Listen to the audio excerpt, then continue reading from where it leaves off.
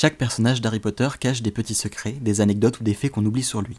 Aujourd'hui, je vous propose de découvrir en moins de 3 minutes les secrets autour du personnage très mystérieux Severus Rogue. Dites-moi en commentaire votre avis autour de ce personnage. Si tu aimes Harry Potter et que cette vidéo te plaît, n'hésite pas à me le faire savoir en laissant un like et en t'abonnant à ma chaîne pour retrouver des vidéos sur l'univers magique toutes les semaines. Quand Harry rentre à Poudlard en 1991, le personnage de Severus Rogue, dressé par J.K. Rowling dans les livres, a seulement 31 ans. Et oui, il est vachement jeune notre Severus, alors que l'acteur Alan Rickman, lors du premier tournage, avait déjà 55 ans. Alors comment faire pour tenter d'effacer les 20 années de différence entre l'acteur et le personnage, tout simplement grâce à une bonne dose de maquillage? Initialement, la mort de Rogue était prévue par J.K. Rowling dans La Cabane Hurlante, mais le réalisateur et le directeur artistique d'Harry Potter et les Reliques de la Mort ont fait le choix de déplacer, si on veut, la mort de Rogue dans le hangar à bateau de Poudlard. Ce fameux hangar qui accueillerait les barques et qui permettrait aux élèves de se rendre au collège, et à la base, ce hangar, quand il est mentionné dans les livres, est situé sous terre. Dans les films, lorsqu'on peut l'apercevoir, il est en pierre, mais pour la mort de Severus, il a été totalement redesigné avec des vitres en verre et des cristaux pour donner, entre guillemets, la plus belle et la plus dramatique des morts à ce fameux personnage. J.K. Rowling a complètement approuvé ce changement de lieu. D'ailleurs, continuons sur la mort de Rogue. Dans les films, Severus se fait trancher la gorge par Voldemort, enfin par un sortilège qui sort de sa baguette, il va pas sortir un couteau, et c'est ensuite Nagini qui finit le travail.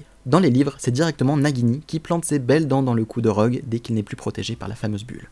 Severus Rogue est un personnage bien plus agréable dans les films que dans les livres Harry Potter. Alors oui, il est froid, glacial même, je vous l'accorde, et surtout rempli de rancœur et d'un lourd passé. Mais ce n'est pas dans les livres Harry Potter que l'on trouvera une phrase dans laquelle Rogue esquisse un semblant de sourire. Il sera en revanche beaucoup plus simple de trouver des passages dans lesquels il harcèle des élèves, ou alors dans lesquels il est complètement tyrannique, ce qui n'a pas tant été montré que ça dans les films. Après une scolarité à Poudlard qu'il n'a pas très bien vécue, Severus rejoint les Mange-Morts, se ralliant à Voldemort. Il devient très vite proche et considéré par ce dernier. Son principal rôle sera forcément l'agent double, chargé d'avertir Voldemort de la prophétie qui annoncerait sa chute. Bon, il est aussi agent double de Dumbledore, donc ce perso c'est juste la complication au possible. En 1981, à l'âge de 21 ans seulement, Rogue commence à enseigner les cours de potions au sein de Poudlard. Il souhaitait au départ être professeur de défense contre les forces du mal, mais bon, Dumbledore était pas chaud. Pendant la même période, c'est lors de l'entretien du professeur Trelawney avec Rogue et Dumbledore à la tête de sanglier, dans le but de décrocher le poste de divination, qu'elle les informe qu'à la fin du mois de juillet, l'enfant qui conduirait à la destruction de Voldemort arriverait au monde. J'ai tenté une imitation pitoyable. Mais bon, à ce moment-là, on se demandait encore si ce serait pas Neville. Imaginez, Neville Londubat à l'école des sorciers, Neville Londubat et la chambre des secrets.